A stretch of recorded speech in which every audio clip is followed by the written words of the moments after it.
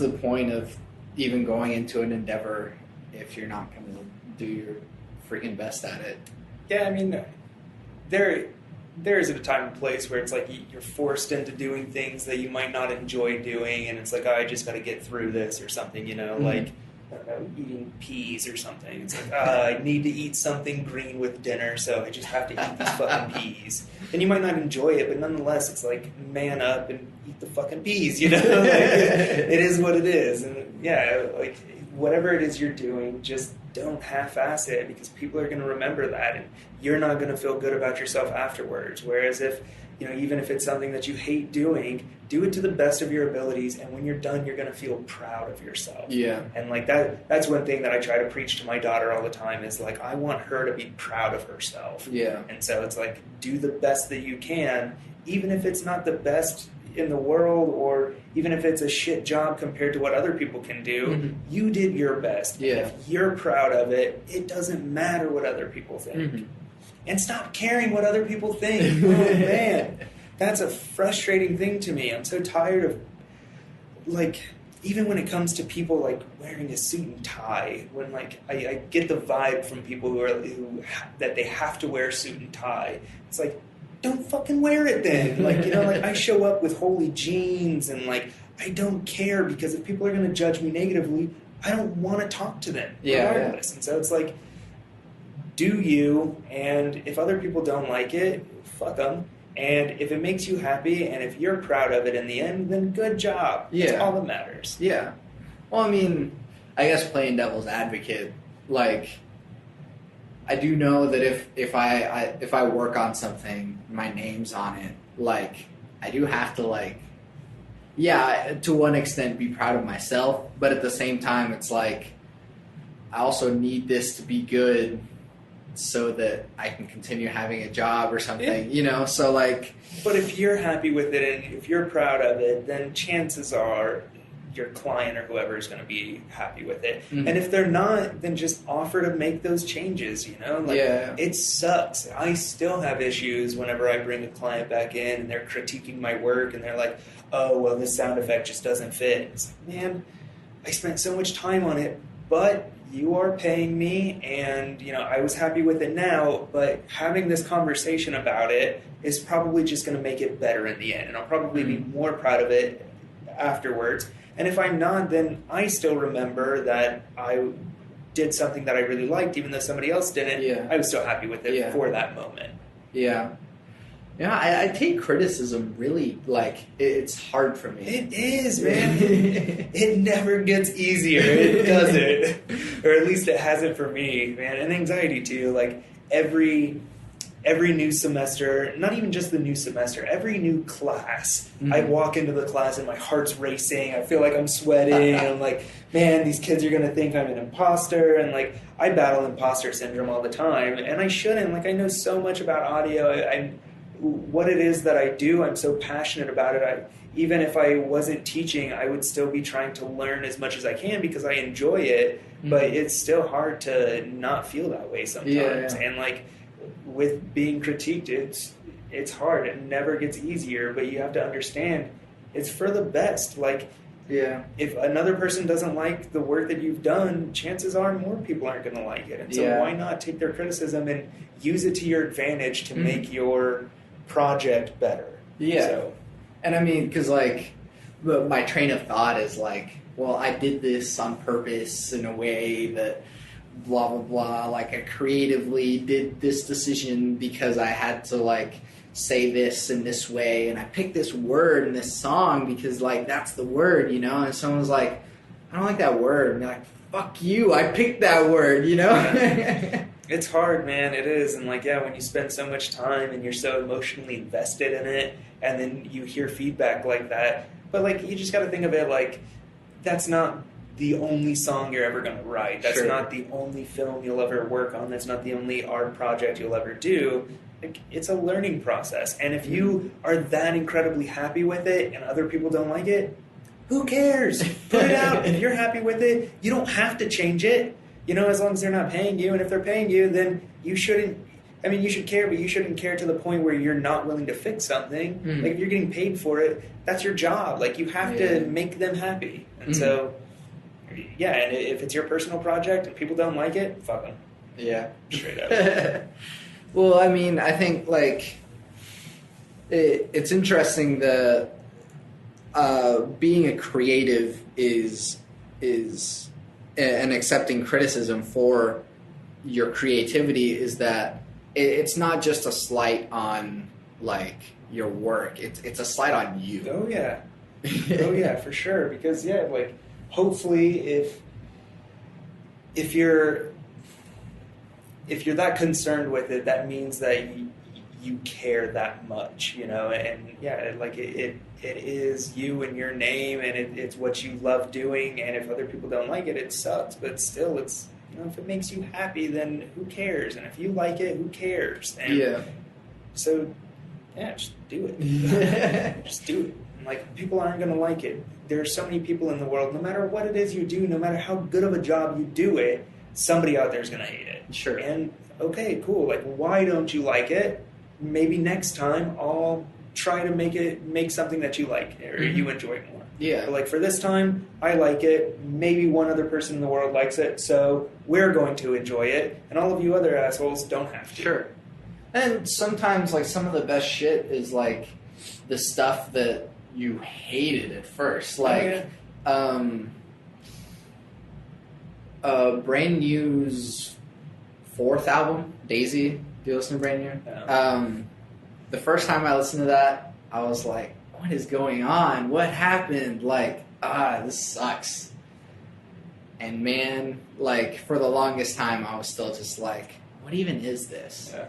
But after a while, I was like, this is so good. Yeah. Like, sometimes it just takes, like, sitting down with it multiple times, and that shit's really hard, too, because, you know, you can sit down, or if you try to sit down and listen to something the first time and you don't like it, you're going to remember that first impression. Like, that's why first impressions are so important. But hopefully, you know, you're not that much of a jerk to where you just completely write it off and you never go back to it. If it's like one of your favorite bands or something, like, you should at least give it a few tries before you write it off as being total garbage. Yeah. You know, like, you can't say that something just sucks and it's the worst thing in the world until you've tried to listen to it, or you've tried to watch it or look at it, or whatever it is, until you've tried to do that thing multiple times. Yeah. Then you can make an educated decision about if it's good or not.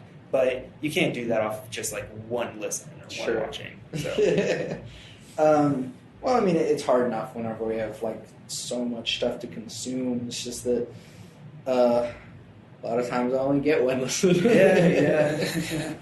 We live in a consumer society now, man. And that's another thing that I always talk about, like, man, people need to stop buying things to make themselves happy. It's not about how much shit you have in your house. Like, does that 50-inch TV, like, directly bring joy to your life, or are you just watching other people do fun things? Like, you're not doing the fun thing. Like, you're just watching other people do it. So instead, why don't you sell your TV and go on a hiking trip, or go to Europe or something like that? And, like, I'm probably so different than most people with that.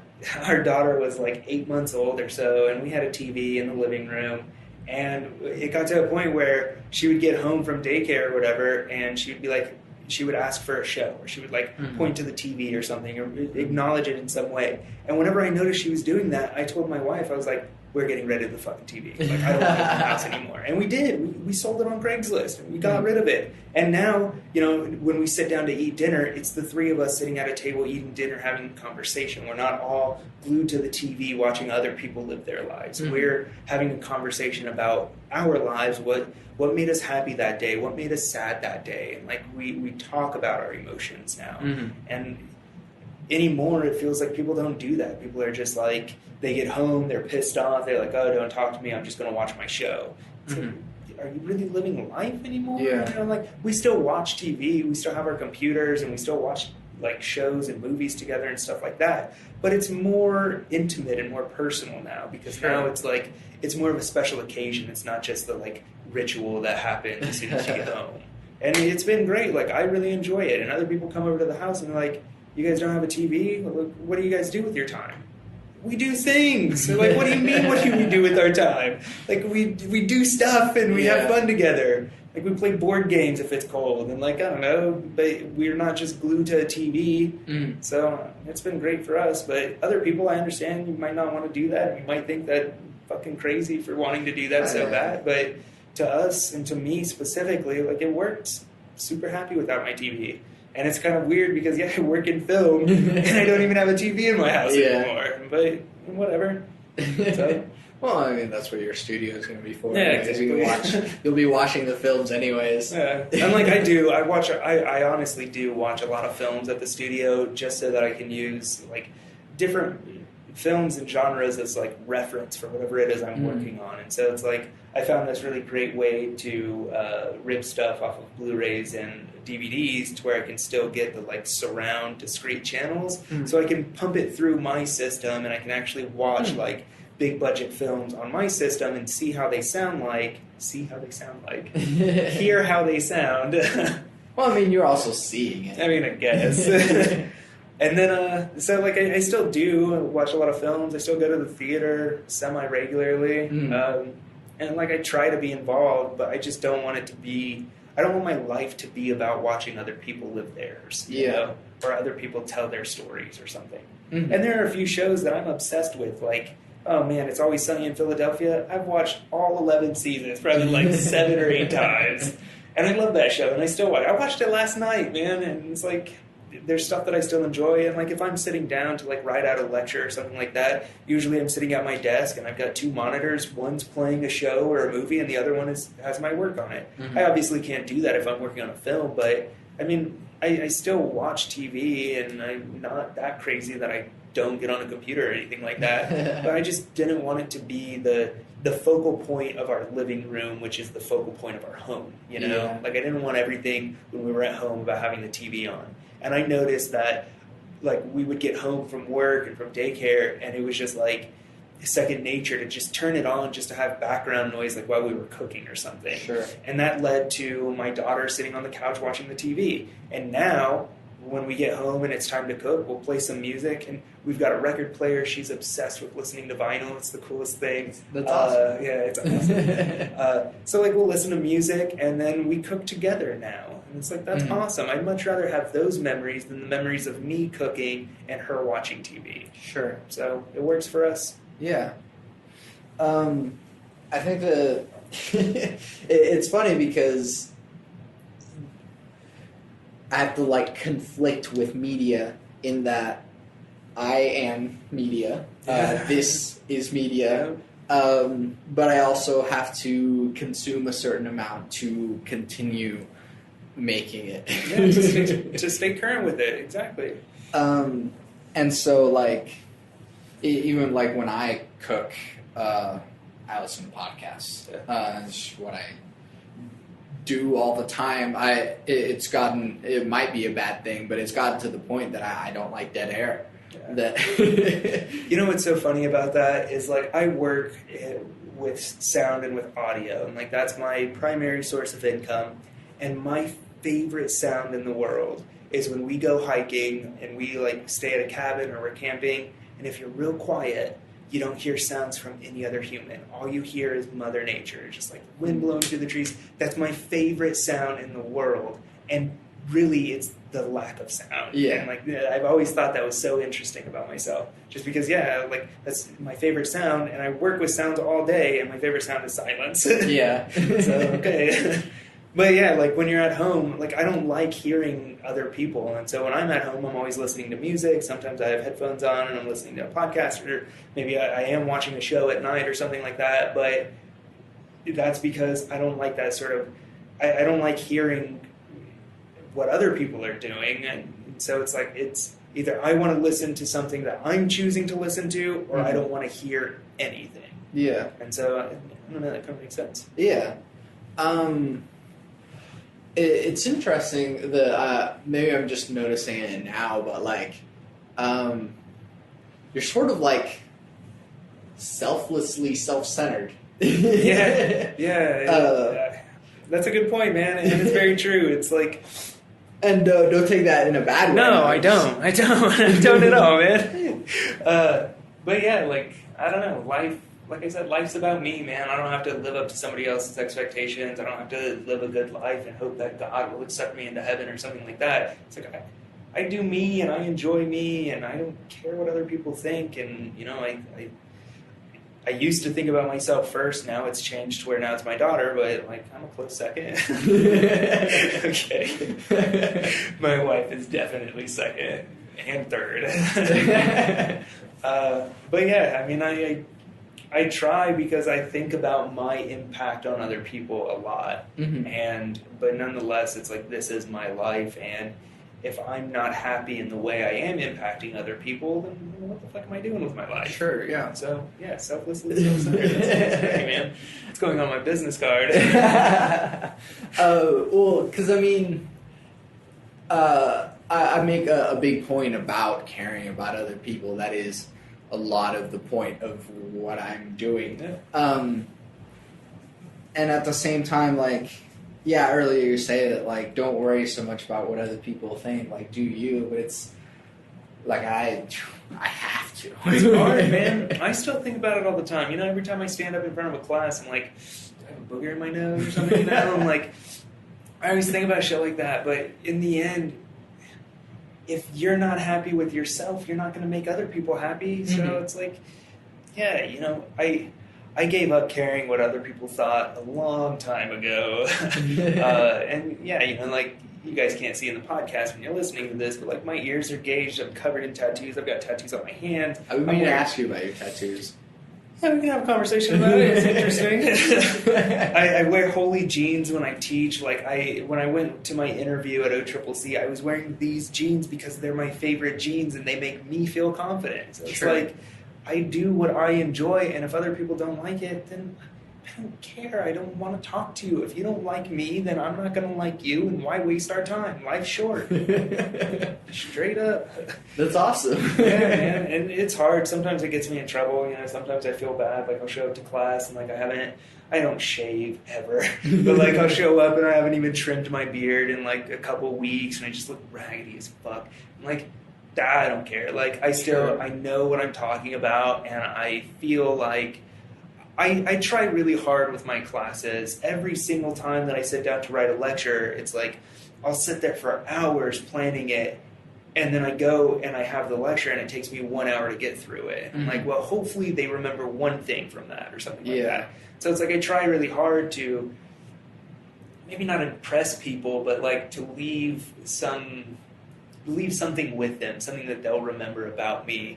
But it's never about like my appearance or what I'm interested in or something like that. Well, because that's just not going to affect how it's not going to affect what I get from your class. Yeah, you know, it's not about that. If you sit down and give a lecture about post-production, I'm not going to be like, man, his beard. Yeah, you remember like, that teacher no. who had holy jeans and like shoes that he's had for 6 years? No, like, people don't. I mean, some people care about that stuff, but yeah, and they didn't get anything out of your class. Yeah, I don't care. You got your grade. I don't want to see you anymore.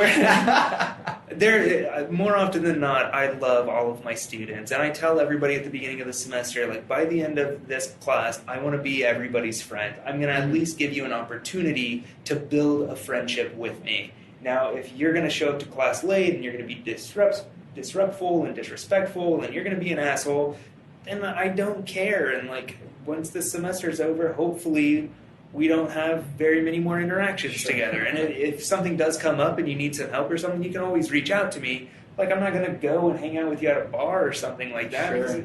If I don't like you and if you don't like me, what's the point? Yeah. Like, let's do what we have to do, get through it, and then, you know, move on. Like, hopefully you still remember something from my classes, but nonetheless, it's like, I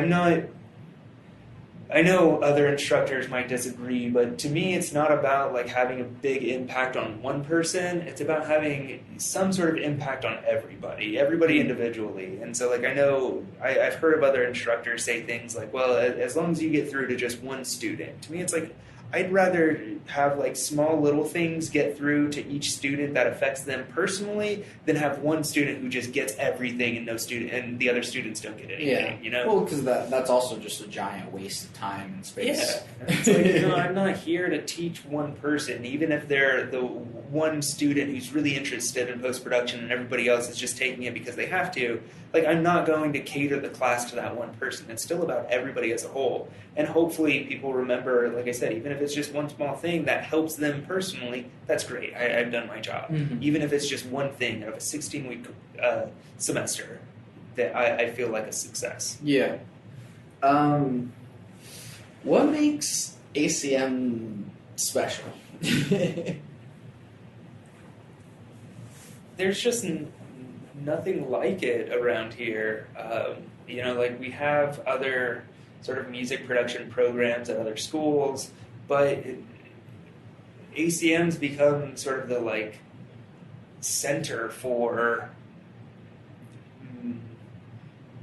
musicians, not just musicians, but like music creators, because we have the business department and the production department as well. And so ACM's just become like the hub of it all. Yeah. And, I was a student here, and when I was a student, like I said, I started the second semester the school was open, and it was painfully obvious that it was so fresh and new. It was. There were a lot of things that, looking back, like whenever I started teaching, even though the classes that I teach now were taught by my mentor, like one of my really close friends still, whenever I was offered the job to take over his classes and to start teaching here, and I got copies of his syllabi, I went through them and I was like, I'm going to teach it totally different, because I was a student, and I remember being frustrated about having to pay for some of the courses I took. I remember being frustrated with some of the instructors, and it was just like, I'm not going to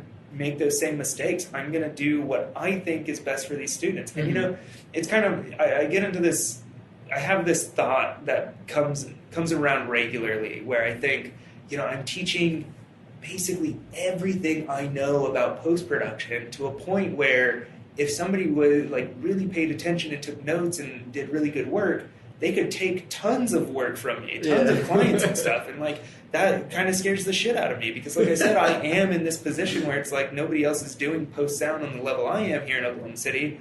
And so it's like, man, I'm teaching all of these kids as much as I can, and they're going to start taking projects away from me. But in the end, it's like, I'm getting paid to teach you guys. I'm not going to hold stuff back. I'm brutally honest with things. And I want other people to be successful. Mm-hmm. I hope it doesn't get to a point where it makes work harder for me or finding work harder for me. But if so, then good for you, Yeah. Like I'd be stoked if I saw somebody doing post sound and they were more successful than me and they were one of my students. Yeah. That would be fucking awesome. Well, that would just mean that you did an awesome job. Hopefully, yeah. Hopefully it wasn't them just like going to the class and like, I already know all this shit or something like that, But like, I'd be super proud about that. And so, I have that conflict all the time internally, but in the end, it's like, I try my hardest to teach all of the students here as much as I can without overwhelming them, for sure, because there's a lot. Like, there are some things that I don't teach just because it's like so advanced and I just don't get an opportunity to. But I try hard, and if it makes other people successful, that's what I hope. I hope people are successful. Yeah. So. Did you ever think that you were going to be a teacher? Actually, yeah, like, not when I was young or anything like that. I always enjoyed sharing knowledge and having conversations, and I hope you took this away from our classes together, but I always try to make class, I don't like lecturing for like 2 hours straight. I try to make it more of a conversation, and like, I tell my students, like, I'm going to ask you guys questions, and if you guys don't answer them, we're going to sit in awkward silence until you guys do. Like, I know the answer to these questions. Like, I want to make sure you guys do. Yeah. And I don't want to talk for 2 hours, so I want to have a conversation.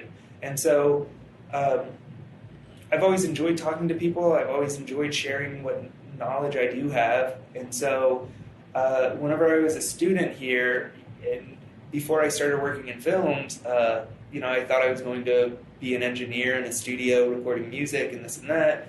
And I always thought, like, man, it would be really cool to eventually teach at ACM as well. But I never in a million years thought that it would have been, like 5 years after I graduated. Because it was right after like my 5-year mark is when I got offered to teach here. And I was completely floored for it. I was terrified, absolutely terrified, but so excited. And, now still, every time that they give me a new class, it's like I freak out a little bit, and I'm like, man, I don't know, I'm going to teach this. I don't know, I'm going to fill out 16 weeks worth of content. And then it's like I get into it, and it's just like it makes me more excited about sound and like just sharing the knowledge. And I know some students aren't going to remember shit of what I told them. Yeah. But like I still got to tell them. I still remember that moment. And if they don't, so be it. Like, it was good for me. It makes me happy. It makes me feel good. And so I'm going to keep doing it. Well, I mean, if there's anything that I got from, like, you teaching classes is that, like, you want us to care. And you sort of make us care, even if it's like, yeah, I have to take this class or something. It's like, rather than acknowledging, like, yeah, you know that you have to take this class, I know that I have to take this class. It's like, no, like, we're really going to get into this. Yeah. And even with music and media, like I always say in that class, like, look, I don't expect you guys to remember how to vectorize hand-drawn art in Adobe Illustrator. But one day you might work with a graphic designer and you might say, hey, I drew up this logo idea. I think it's pretty cool, but it could use some work. How about you vectorize it and you work on it? And you'll at least remember some of those concepts, hopefully. It's not about like whether or not you're going to do that for the rest of your life, but just having a respect and being able to have a like educated conversation with other professionals will help. Yeah. But please do go on about the things you enjoyed about my class. Well, no, it's just that like the passion is clear. Yeah. Like that I think that even though it's like you're gonna get people that just like take pictures of shit last minute. And I did that too because I just didn't have time. I'm sorry, but that project is the worst project out of all of my classes I've ever taught. That's my least favorite one to grade because it's 10 pictures per student, and like I got to a point where I was telling students like, if there's a single picture of Bricktown, I'm gonna give you a 0 for it because I know half of the students are walking to class like, oh shit, that project's due today. I'm going to take some pictures on my phone. Yeah. And it's so bad. Well, more so, it was more that like I was spending so much time here that I wouldn't be able to get any other pictures. Yeah. That happens. But like, it's clear to me that even though you know that people are just kind of like throwing this together, that you care about it. Yeah. Yeah, I have to try at least, man, because like if it's obvious that I don't care, then no student's going to care. Yeah. You know what I mean? And so it's like I have a lot of passion about anything that I do. Anything that I do, we were talking about this earlier. To me, it's all about quality. And so like whatever it is that I'm doing, I want it to be of high quality. And so even when we were talking about Squarespace, I hate Squarespace. And hopefully you don't have Squarespace advertisements. I don't have Squarespace ads, but my website's on Squarespace. Yeah. I don't like their whole format and layout. Maybe it's just because I was teaching with it, but I like Wix much better. I mean, Squarespace is like the Apple of website building. Yeah. That's a good way to put it. And so even with those projects, it's like I try not to lecture very much about Squarespace, and I kind of just leave it up to the students to do whatever. And that's the one project where I always get just like super half-assed projects because it's like I feel like it might be a little bit obvious that I don't care so much about using Squarespace, and so the students sort of take on that role as well, and they're like, oh, I just have to finish it for the grade or whatever. Sure. And so that became obvious to me pretty quickly that if I didn't care, students weren't going to care. Yeah. And like when you have to sit down and grade 40 projects of students who didn't give a shit about it, it sucks, man. It's depressing. And you're just like, the hardest project to grade in terms of not feeling just like a complete piece of shit for me is I give out a poster project in that music and media class. It's like towards the end of the semester, we've talked about digital photography techniques, we've talked about Photoshop, we've talked about Illustrator, we've talked about typography, and then I give out this poster project where it's their first project that they have to create all on their own, right? You remember. Yeah. And that project, it's so hard for me to grade all of them because, you know, like I said, we've spent like 8 weeks going through all of these like fundamentals, and this is the first project where it's completely up to them to do. And not usually, but maybe like half of them just aren't good, and it just makes me feel like, did they learn anything from me? So that one's hard, and it can be very depressing grading. Yeah. But there are some that are just absolutely great. Yeah. So, no, I mean, so I went to UCO for 2 years, and I was doing vocal music ed, yeah. And so I had the fullest intention of being a teacher, and so I know what it's like to try to teach people something, and they not get it. Yeah, it just makes you feel like an asshole or something. It's really hard. It is. And not just that, like there are some things that I teach that like students understand, but they're just bad at it. And then I'm like, is it because of how I taught it? Is there a better way to do it? And like, as long as you have that sort of like self-analysis part of the process, then you know you're doing something right. As long as you sit down at the end of the semester or the end of the week and say like, what could I do better next time? Then you're all right. You know, it'll be all right. Yeah. So. Well, because I think there's so much of yourself going into when you teach. In the same way that whenever you create something, you're putting a part of yourself, and that like you're spreading your knowledge basically. And so whenever it doesn't come across, you're like, is my knowledge wrong? Like it's still a reflection on yourself. And that I haven't done as much teaching as I would like, because honestly I would love to teach, but it's once they get it, that's that really is the moment. Seeing your personal students have that aha moment is great. One of my favorite things to teach is in Pro Tools 110. It's the DAW2 course here at ACM. And the very end of the book, we talk about dithering and why dithering is important and what exactly dithering does.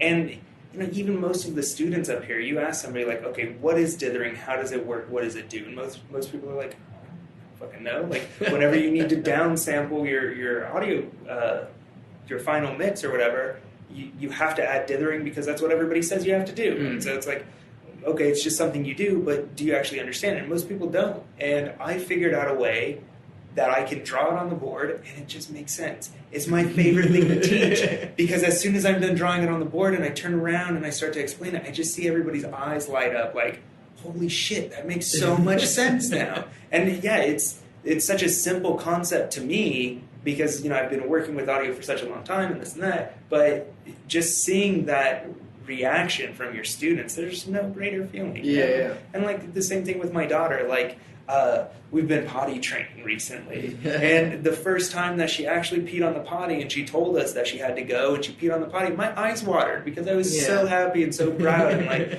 there's nothing better than that. Yeah. So my wife still gives me shit for my eyes watering during that moment. I was telling her about it. I was like, yeah, and like she peed on the potty and my eyes started to water. She was like, of course they did, Rob. Like, I'm such an emotional, empathetic person now. It's just ridiculous. Well, because I think that going back to like here at ACM, I feel that a lot of stuff, and I've kind of been coming to terms with this the more that I explore the idea, but a lot of stuff that seems to happen in production is that we as students want to be told the right way of doing things. Yeah. And whenever it's unclear, we're so afraid to do the wrong thing, because there's just like this mountain of hierarchy of just like, here's the way that things have been done since forever, and to go against that is a crime against all of music production, and if you commit that crime, then you do not belong here. And that's like the fear in me to just be like, oh, well, I did this. And like, no, don't ever do that. Don't, like, what's fucked up about it is there are no rules. And if they are rules, they're meant to be broken. Like, there are things that you should try to maybe stay away from, like clipping your recordings going into your interface. Like, if you clip digitally, it's going to sound like you're farting on a snare drum regardless. So it's like there are things that you want to stay away from. But if there are like certain quote-unquote rules to working with audio, try your hardest to break them in a cool, creative way. And like, again, some people aren't going to like it, but some people might. And if it makes some people happy, then cool, good for you. And if not, like, you at least learned, maybe I shouldn't do that again. So, I don't know. I don't like the idea of rules. And that's, I mean, I feel like if you know me, it's pretty obvious. I don't like rules.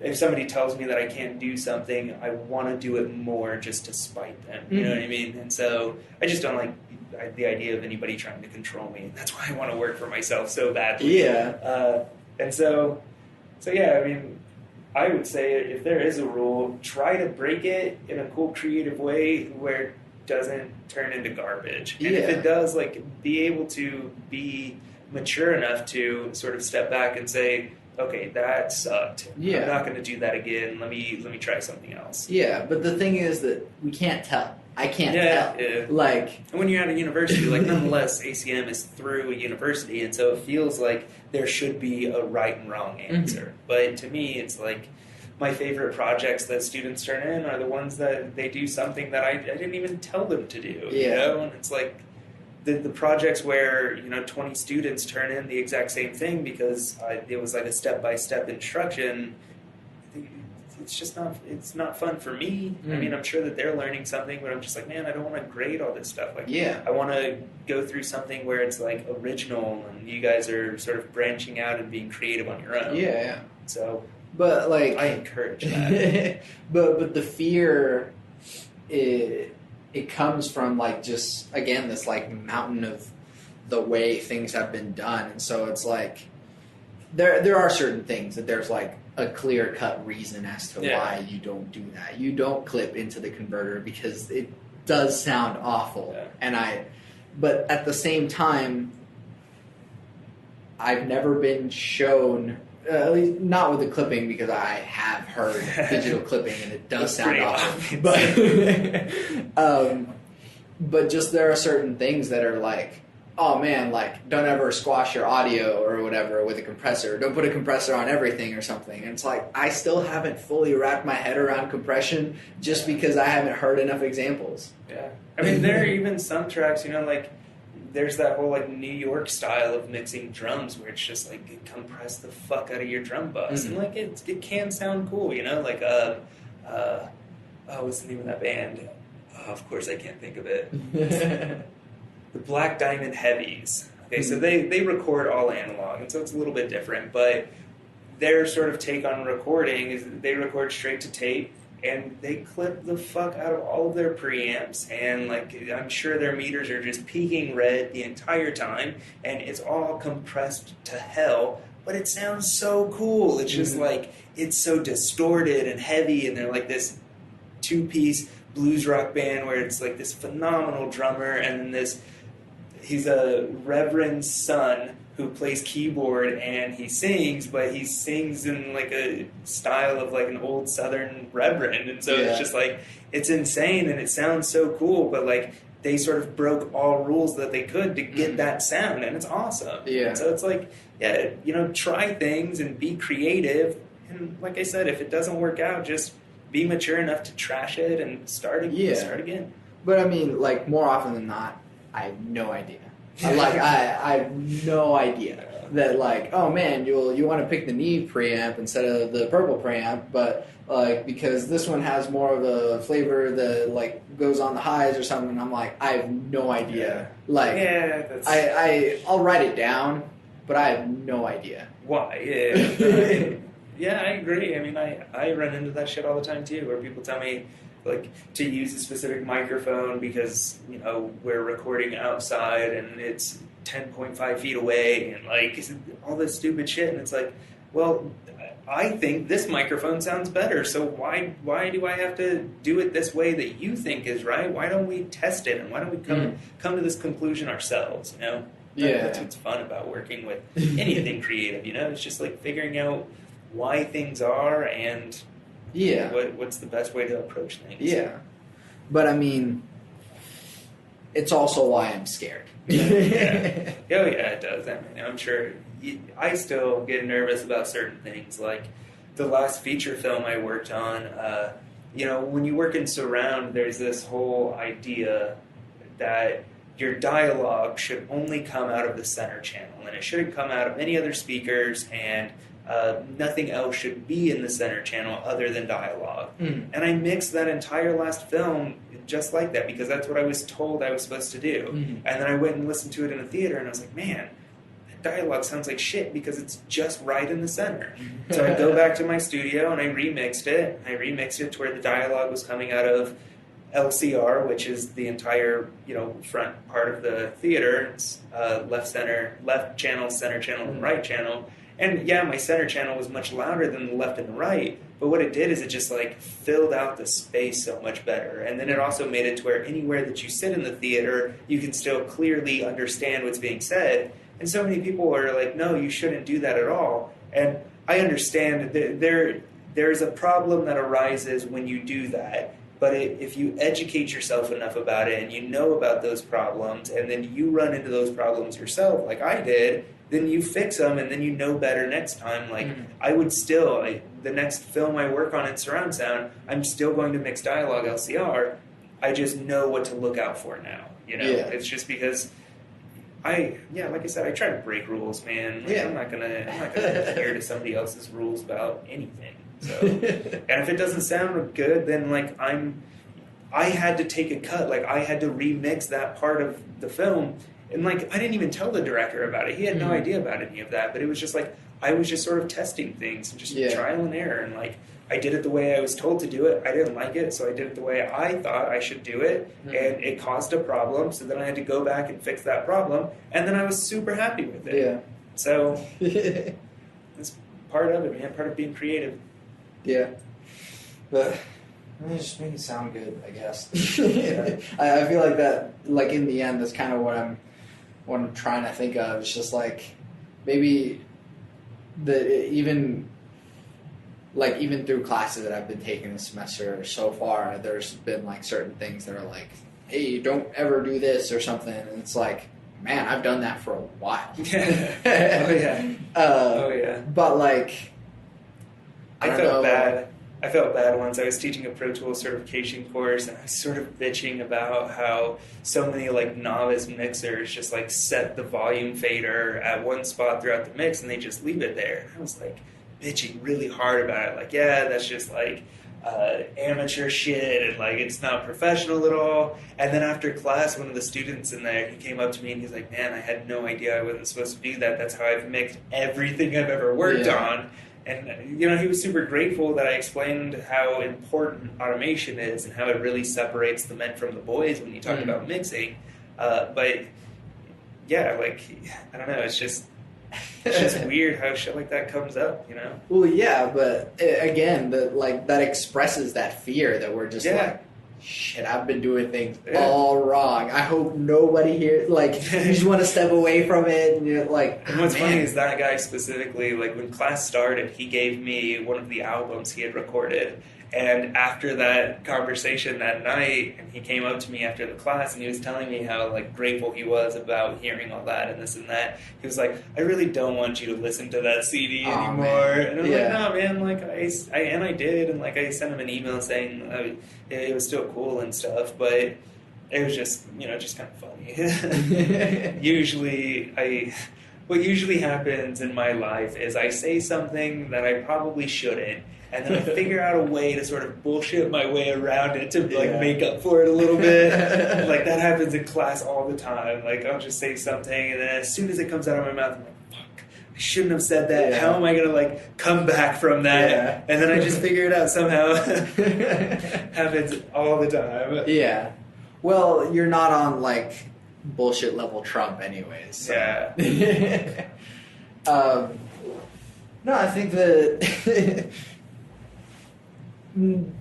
what I'm scared of even now of like I have just 52 other podcasts before this. And yeah, I've done some of those mistakes that like have happened or that have been mentioned through other classes, and I'm just like, hope nobody hears that. Yeah. Yeah. But it's there, and like part of me is like, well, it sounds fine. I mean, the only at least to people me who it know- sounded yeah, fine. With podcasts, it's like you're just recording like a live interview, so it doesn't sound great. As long as you can hear what's being said, who fucking cares, you know? Yeah.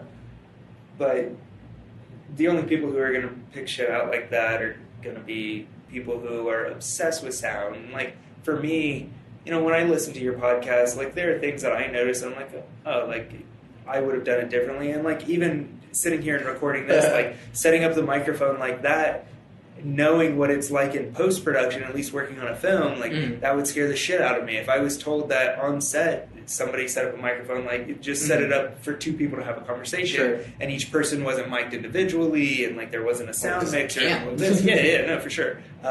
But, like, stuff like that would just terrify me, you know? But nobody's going to really pay attention. If anybody said anything to you, hopefully it's constructive, and if it isn't, fuck them, they're assholes. And straight up. Hopefully it would be constructive. I wouldn't ever listen to something that somebody was super proud of, or watch something somebody was super proud of, and then be like, oh yeah, well, you did this, and this wrong, unless they came to me and said, hey, what's your honest opinion? Mm-hmm. And sometimes I am brutally honest. I tell students all the time, like, even after class is over, like after the semester ends and I'm not going to see certain students ever again, I tell them, keep my email address, and if you work on a project and you want my input, send it to me, and just beware, I am brutally honest. Mm-hmm. There was a student who, this past winter break, he worked on designing his own logo, and it was all right. He sent it to me, and he was like, hey man, like, what's your opinion on it? And I was like, look, like, I like the direction you're going, but it's pretty obvious to me that it's still like a rough version. And I just like laid it out. These are the things that I think you should at least look into and try to, you know, make it a little bit nicer, more professional looking. And I am sort of brutally honest. And whenever I sent the email back to him, I was like, man, maybe I was too much of an asshole or something. But no, I wasn't. I was honest. He asked for my opinion, so I gave it to him, you know? But like, if somebody didn't ask for that opinion, yeah, I'd probably bullshit him and be like, yeah, it was fucking great. I mean, I try to build a lot of my life, or at least new relationships, around honesty, so that I don't have to deal with the problems later. Yeah, let's segue into my tattoo on my hand. Because, yeah, it's all about being honest. So, yeah, for those of you guys who can't see, because you're listening to a podcast, I have a tattoo on my hand.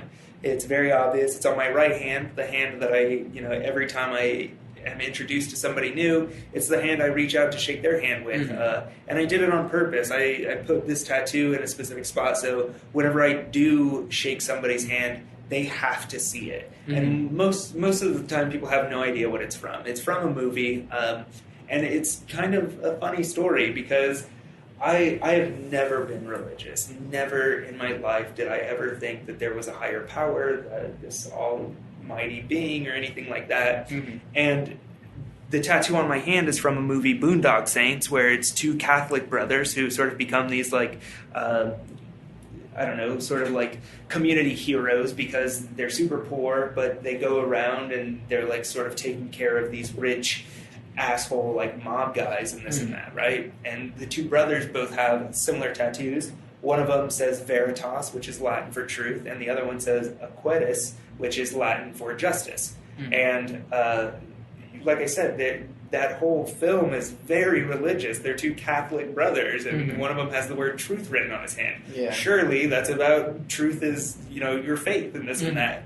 And so one of my friends, he got into a lot of trouble, and before he did, he was my best friend growing up. I still talk to him sometimes, but he got into a lot of trouble.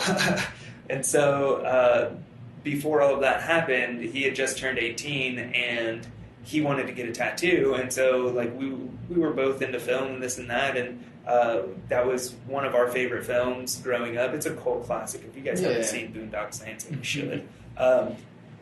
And so he had the idea of getting a Quetis tattooed on him, and he got it tattooed on his chest. And I was like, "Are you sure you don't want to do it on your hand? Like that's kind of where it came from." And he was like, "No, man. Like I don't know. I just want to think about my future and this and that." And when he said that to me, I was just like, "All right, if I'm going to get that tattoo on me, I have to put it on my hand because I'm thinking about my future. Mm-hmm. And to me, my truth is the most important thing to me. And like being honest to myself and with other people is very important to me." And so I was like, I'm going to lay it out there right from the beginning. And there have been situations where I haven't been offered positions at companies because of the tattoo on my hand. Yeah. And what that did for me is it showed me that I made the right decision when I was 20 to get this tattoo, because had I started working with those companies, I would have been fucking miserable. Mm-hmm. I know without a doubt I would have hated it. And like they were both like pretty reputable production sound companies, and like I still would have been working with audio and this and that, but nonetheless, it's like if they were going to judge me and not hire me because of my appearance, I know it doesn't look professional, but I don't fucking care. Yeah. Straight up, I don't. I'm being truthful and honest to myself. That's the most important thing I can do in life. Mm-hmm. If I'm lying to myself, trying to put on an act to make other people happy or to make other people think I am a certain way when I'm not, it's going to make me miserable. Mm-hmm. And like I said earlier, I have one life. I think it's short as hell. And to me, if I'm not happy, what's the point? And so, I don't know, I did it, and people have asked me, like, do you regret getting a tattoo on your hand? Fuck, no, I don't, man. Like I said, it saved me multiple times from doing something that I would have been miserable at. Yeah. So, yeah. No, I think that's great, and I mean, there's obviously, like, countless stories that people have to tell their tattoos, but, I don't. That's the only tattoo. I have a bunch of tattoos. That's the only tattoo that I really, like, have a meaningful story with. All of my other tattoos, it was like, I said whenever I was younger, like, if I'm interested in something, in a topic, or, like, a specific piece of art or something, if I'm interested in it then, and I get it tattooed on my body, even if 10 years, 30 years down the road, I don't like it anymore, it still tells a part of my history. It tells a part of my life. And every time I see certain tattoos, I remember, like, where I was during that time. And, like, yeah, I'm not done getting tattoos. I'm going to get a tattoo soon on my neck. Like, I don't care. And if that causes other problems, even if the two schools that I teach at don't like it, like, if they don't want me to teach here because of the way I look, then that shows me that this isn't where I need to be. Yeah. And so it's, the tattoo on my neck is going to be very personal. It's going to be a tattoo for my daughter. And I've always reserved that space for if I had children. Mm-hmm. And so it's like, now I'm going to finally do it. And if people don't like it, I don't fucking care. Yeah.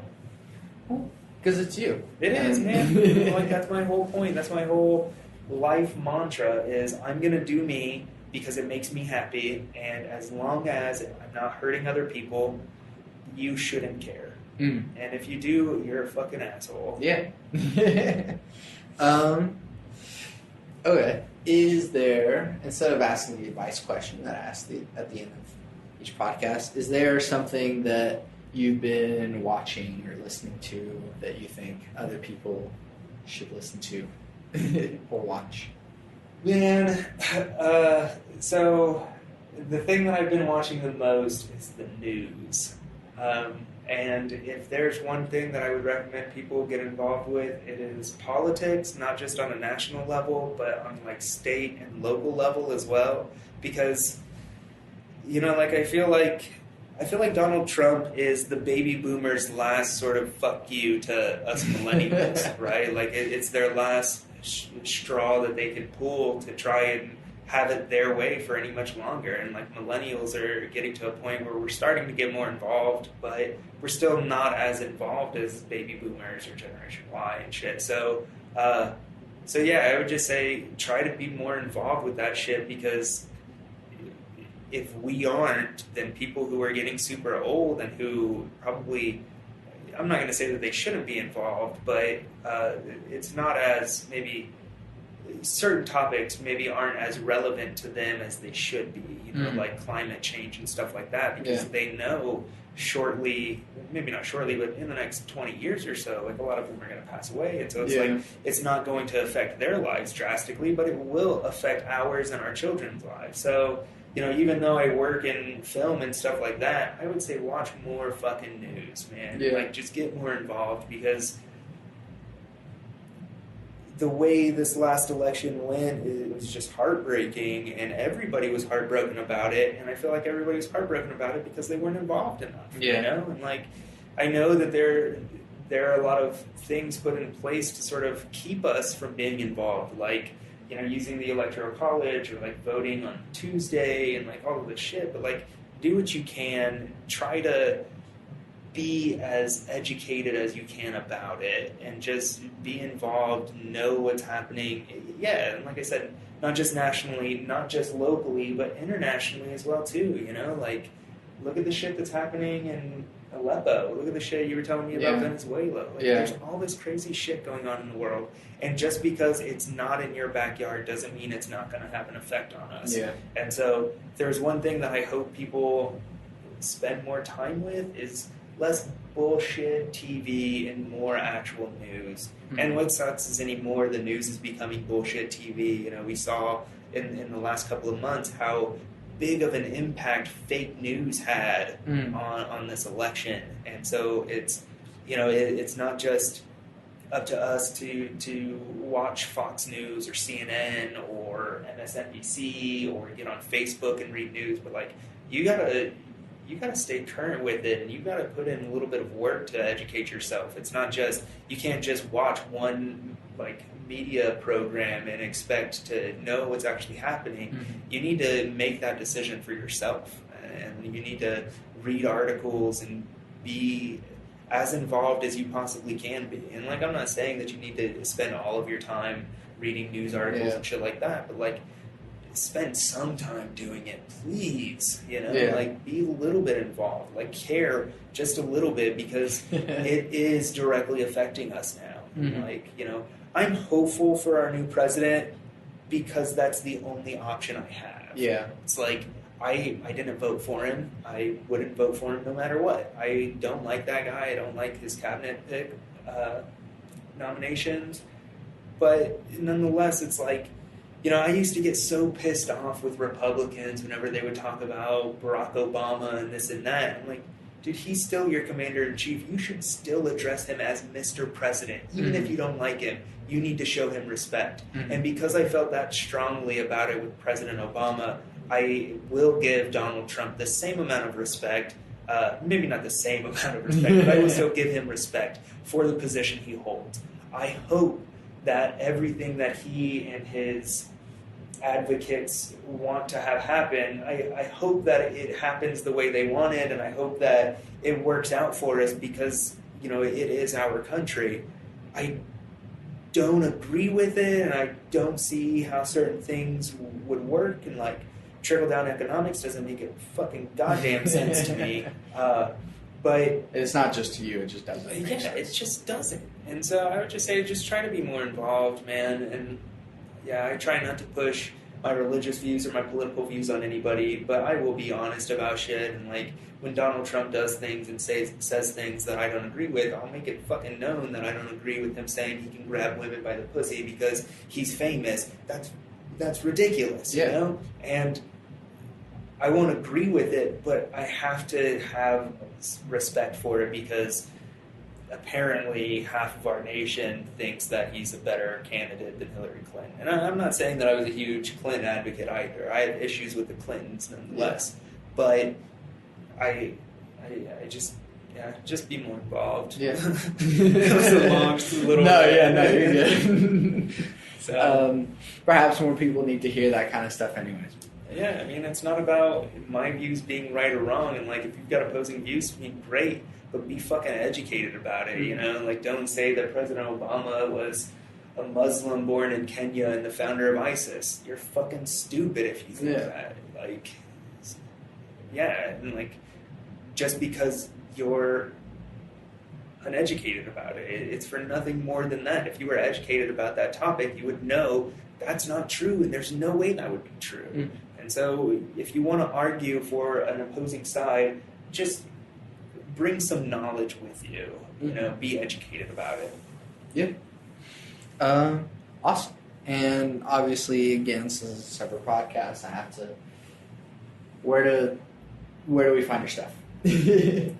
Yeah, so if you guys want to get a hold of me, the easiest way would be through email at theaudiojanitor@gmail.com. Also, in the upcoming months, look out for theaudiojanitor.com. That'll be a website that should be happening pretty soon. You know, barring no like crazy illnesses or anything like that. It's already been started. It just needs to be finished at this point. So yeah, and then I'll be around ACM pretty regularly. I'll be around OCCC. So yeah, I'll be around. Cool. Thanks. Thank you for doing this with me, and thank you for inviting me, man. I've been looking forward to it. I have been. So. And I'm Santiago Ramones. I make music, and you can find all the stuff that I do at santiagoramones.com, where you will find this podcast as well, which I always end with my 3 things.